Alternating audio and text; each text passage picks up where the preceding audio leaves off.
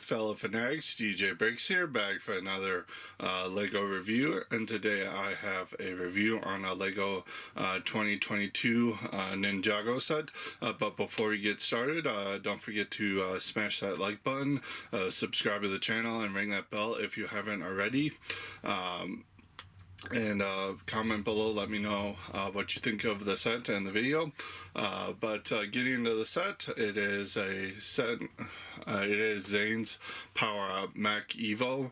It is set number 71761. It is recommended for ages 6 and up, and has 95 pieces, and retails for about $10 here in America. And it is the start of the line, introducing kids to the new EVO power-up system. So we're going to get into all that, but without further ado, let's see how it stacks up, starting as always with the minifigures. So looking at the first figure, we do have Zane. This is his core outfit for the season. It is very nicely designed. You do got that sleeveless look. Quick going over the accessory, he does come with a blue katana there, light blue. Not exclusive to the set, but it is nice to get that in that color. Some nice torso printing there, leg printing too. You got his chest exposed with his little arc reactor power source thing showing through a little bit, so that again you got that sleeveless look. You got some back torso printing, which looks nice with his Ninjago logo. You do have that head of his that is pearl silver, is printed on the front and back, only one expression, so it is a little bit one use, but the back does have that port on plug-in port that he has. And as you saw, he does come with his Ninjago hairpiece in silver there that he's had since the movie. But if you don't want him to wear that, and when you power up the Mech set, he does come with his Ninja Wrap. That is the same piece from 2019. It's just molded in a white with a white light blue color for the wrap around the top there. And looking at the villain for the set, as I said before, we get another snake type villain. This does reuse the Cobra pyro flame bad guys from like the Secrets of the Forbidden season. I incorrectly stated that it was reused from Seabound in a previous review. It is nice and dual molded with the orange, but then you have the gunmetal silver gray there. And you do also have that gunmetal color for the new stud shooter that we're seeing throughout the 2022 line. It's pretty much similar to the old one. You just have a different shape to the front. You have a connector on the back. It does fire out studs or tiles, 1x1s in sideways. So you just hit the trigger, it'll fire off a stud or 1x1 tile, and you just reload it in sideways and it'll fire off. It is pretty nice. But looking at the rest of the figure, you do have some nice torso printing, some of which is obscured by the head, so I will lift that up a little bit or completely off, so you have some nice torso detailing in there. Continue on the legs, you have a nice color contrast of like the dark gunmetal and the silver and the olive green. And then there's the back torso printing. But so here we're going to do a little bit different. This is not the set all built up, but this is the set after you finish building the main build of the set, but before you put any of the power-up armor on. The general idea behind the EVO core power-up, whatever you want to call it, line, is that they give you a basic little thing to build that you can add on to promote kids to customize their models and power them up and however you want. So they just give you like a basic $10 mech here. It does utilize some nice white and blue colors to coincide with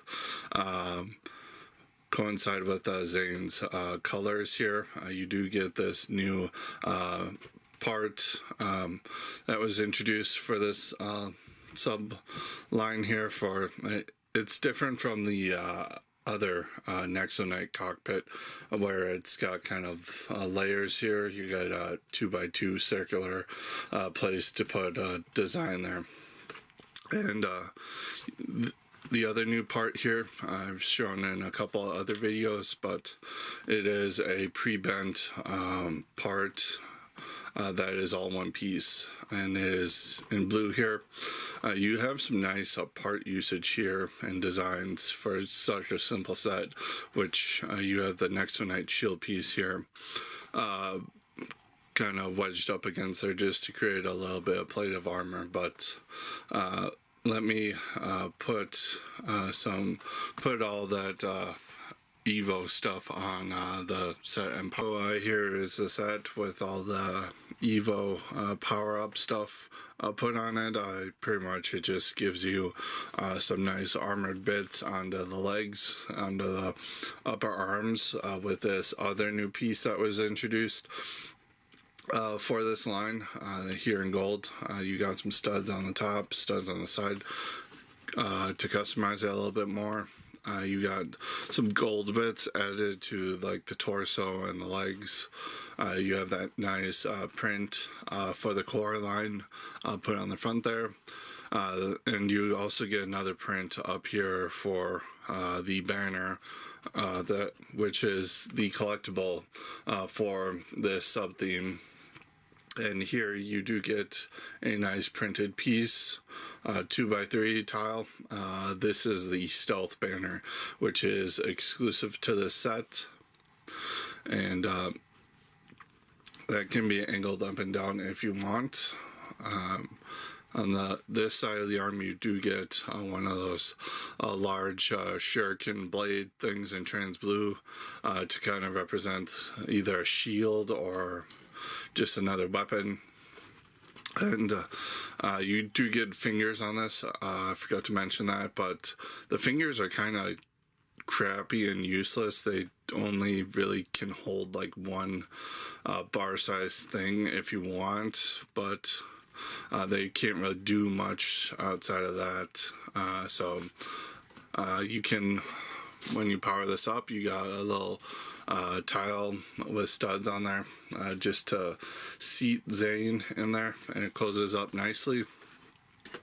And then you can take his sword and put it in one of his hands, and it doesn't always work, but you can get it in there after a bit of finagling. It doesn't really work in the other hand because it conflicts with the spinning blade. But going over articulation for this thing, you get a nice shoulder joint, but it is limited by the top of the shoulder pad there, but you can get a 360 and a nicer range of movement there. No bend at the elbow because it is pre-bent using that part there. You can hinge the saw blade a little bit. Both hands are on a ball joint, so while they can't hold much, they can get a nice range of movement on the wrist joint there. You do have a nice hip joint that goes up that far, can splay out that far. Again, it's limited by the top of that top armor bit, and then you get a nice range of movement for the foot there, and it is a nice big foot, so it does have nice stability should you want to get this into some more dynamic poses for this thing. So that is pretty good. So looking at the extra pieces, we get a really small selection this time around. You just get an extra trigger for the stud shooter, and then just a couple of extra shots for the stud shooter, and that's about it. So taking a look at the instruction book, rather small, magazine style stapled. You have the QR code kind of hastily put in the corner there. Box art on the front, really nice. Front cover just front couple pages just features the how to use the building app if you want to.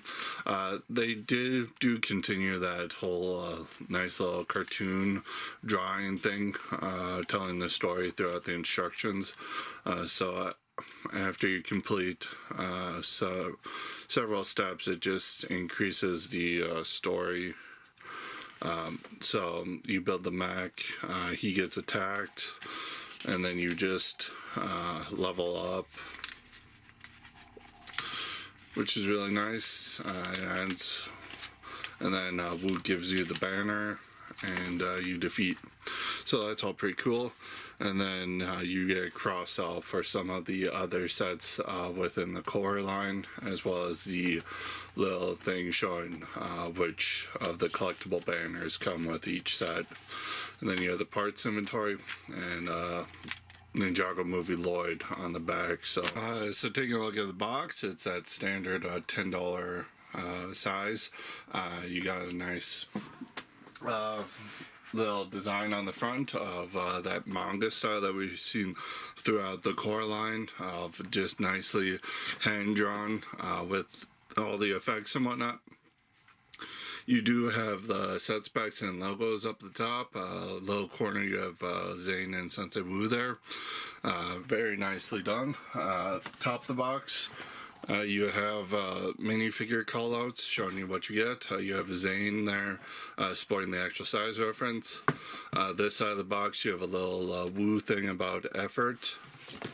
And then on the back of the box, you have a little explanation of the power-up function of the set, as well as showing that you do get a banner. But again, as I've complained before, you have it against this white background, which just looks unfinished to me, like some designer didn't submit their designs for the back of the box before this got sent out to the factory to be made. So this just looks unfinished to me as a consumer. So getting into my final thoughts for the set, build wise, it's pretty standard for a build aimed at ages 6 and up. It's very simple, but it does encourage a lot of creativity, and with that new EVO system, it just encourages kids to customize the set if they so choose. So I really like that. It's just with the build, only real complaint I have is the hands, how the hands are done to clip on the stuff. I really don't like the look of those, and I don't like the fact that you can't really do much with those in terms of holding stuff. It's just, I wish they came up with a better design, is all I'm saying. Minifigure wise, couldn't ask for more. You get Zane, you get a bad guy, pretty little conflict in a box, what Lego likes to do, all for $10. Yeah.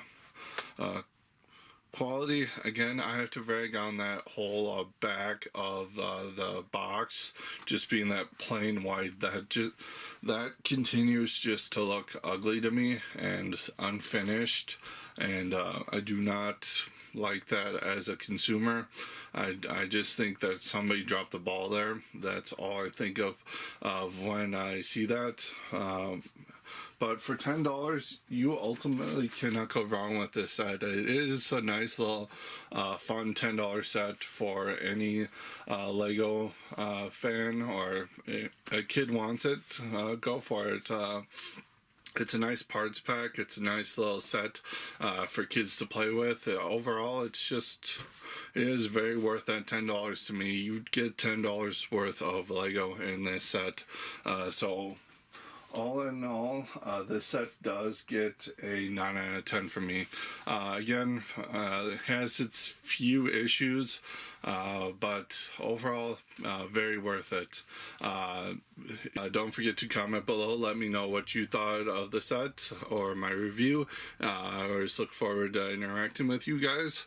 And don't forget to subscribe, ring that bell, because YouTube sucks at notifying people, and that helps all feed the algorithm to help my channel grow and reach more wonderful fanatics. And I will see you in the next video. Until next time, keep building.